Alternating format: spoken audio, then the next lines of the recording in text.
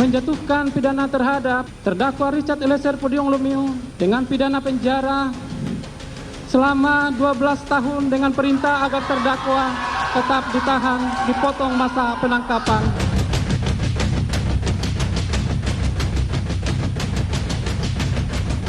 Kita serahkan pada kebijaksanaan hakim sebagai kata pemutus, sebagai wakil Tuhan di dunia, dan kita berharap agar Eliezer bisa mendapatkan haknya sebagai seorang justice collaborator.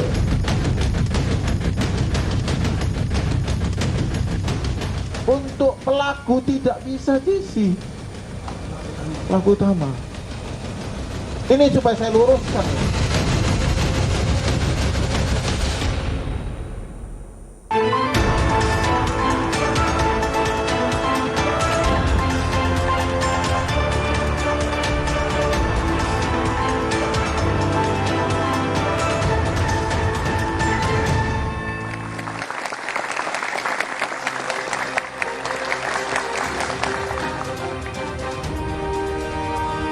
Selamat malam saudara, pekan depan semua terdakwa kasus pembunuhan Yosua termasuk Eliezer akan menerima vonis hukuman. Jelang vonis, Eliezer banjir dukungan. 100 lebih akademisi dan sejumlah lembaga mengirimkan amicus curiae ke pengadilan. Mereka berharap Eliezer mendapatkan keringanan hukuman. Pasalnya Eliezer sudah berkorban dengan menjadi justice kolaborator sehingga kasus pembunuhan Yosua jadi terang.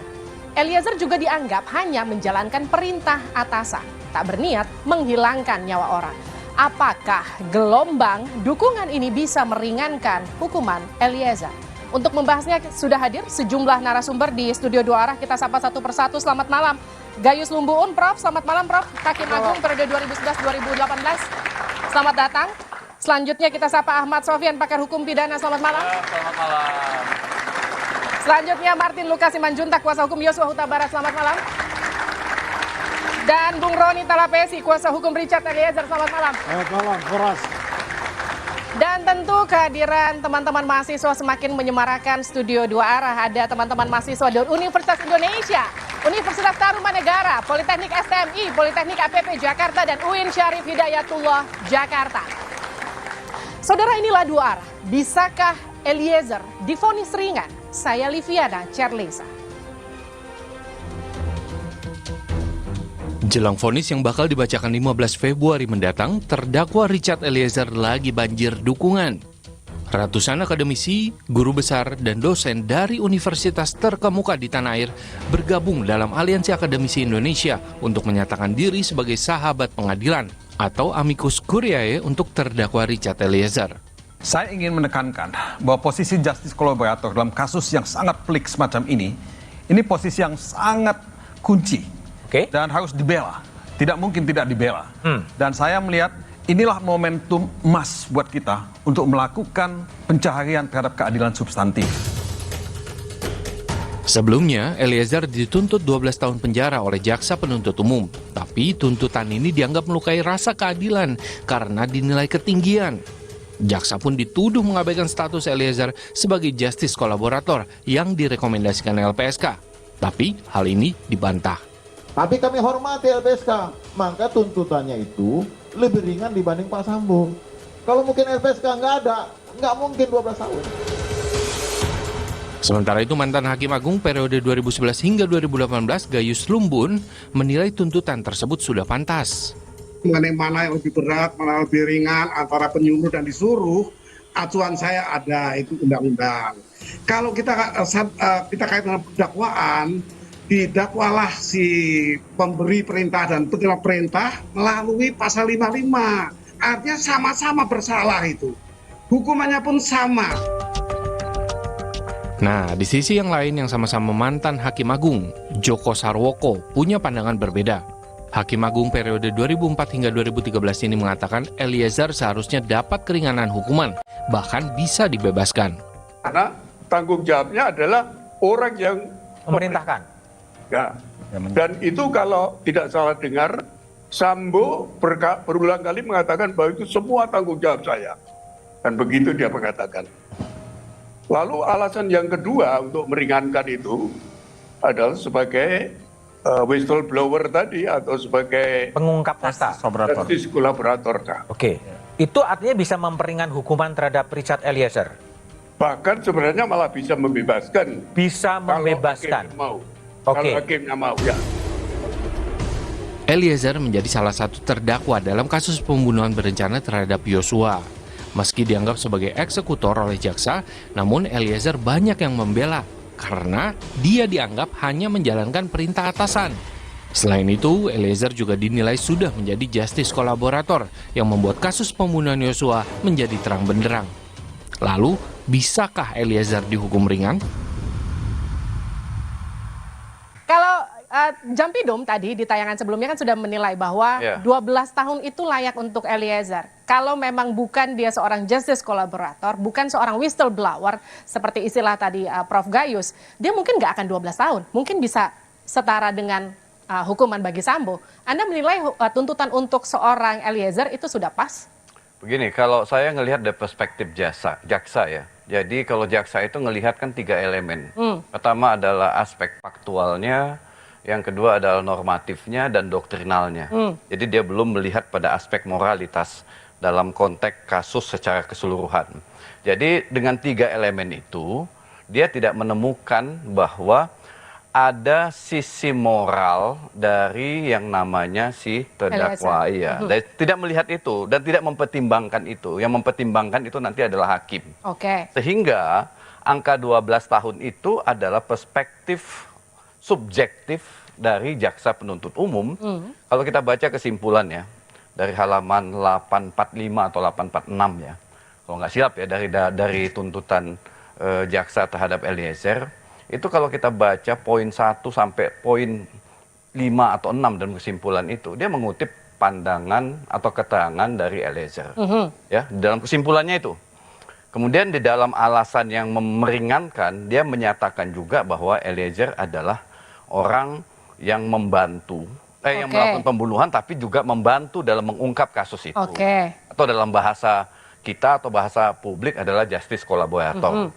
Nah, di sisi lain, tuntutan 12 tahun itu yang dibuat oleh jaksa, dasarnya adalah pertimbangan-pertimbangan faktual. Jadi menurut Anda sudah tepat 12 tahun? Kalau dalam perspektif jaksa tentu, tapi dalam perspektif hakim belum tentu ya.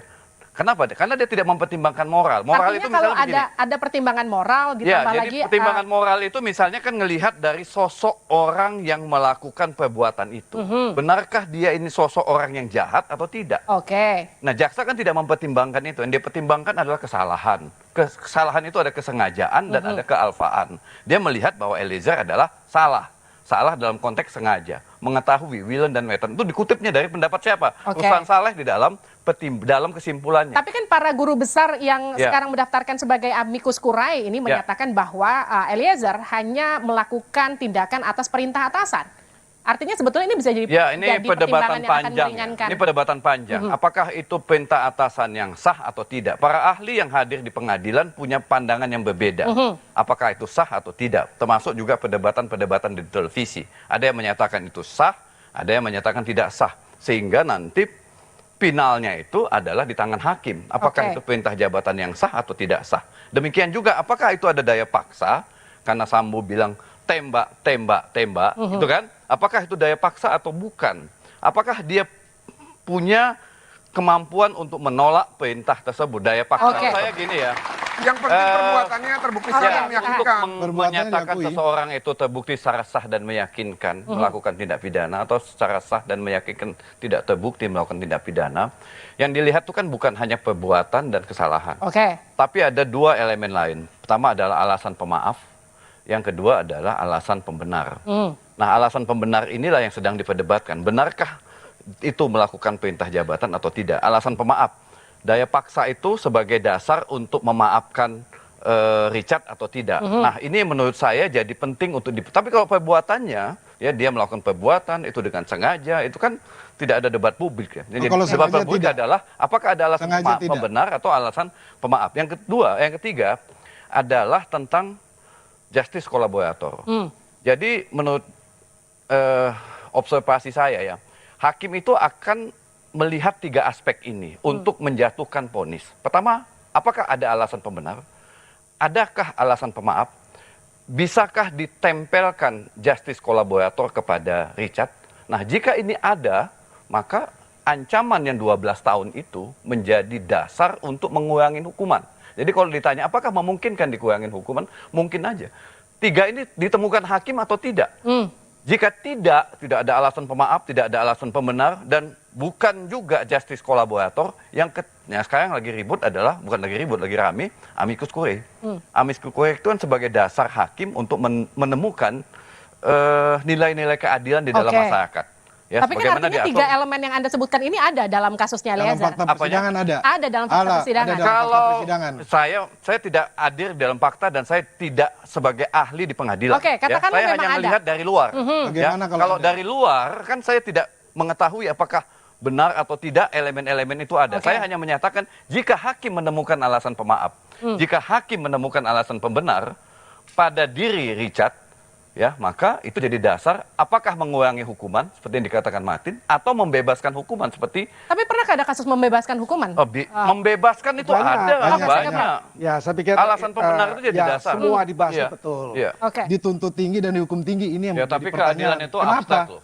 Ya, keadilan itu bisa keadilan menurut masyarakat, bisa keadilan menurut korban, bisa keadilan menurut pelaku. Tapi kalau ketika masyarakat sama korbannya sudah satu suara, kemudian menurut saya hakim dalam posisi bimbang saat ini. Yang mana mau dipertimbangkannya kembali untuk kasus fakta. Richard. Kalau yang lain mungkin udah clear ya. Untuk Richard ini pasti dia bimbang.